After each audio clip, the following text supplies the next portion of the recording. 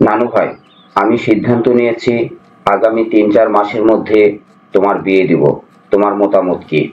নানু ভাই, তুমি যা ভালো মনে করো। আগামী শুক্রবার তোমার জন্য মেয়ে দেখতে যাব। আমার প্যান্ট শার্টগুলো লন্ড্রি থেকে ইস্ত্রি করে আনবে। মেয়ে আমাদের পছন্দ হয়েছে।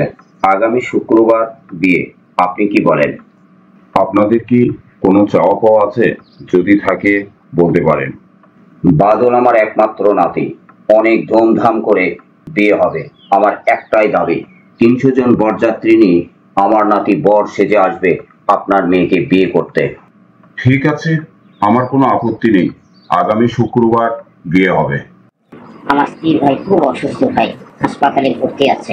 এক ব্যাগ রক্তের প্রয়োজন ভাই, প্লিজ ভাই, এক ব্যাগ রক্ত দেন ভাই। না ভাই, আমার শরীর খারাপ, আমি রক্ত দিতে পারবো না।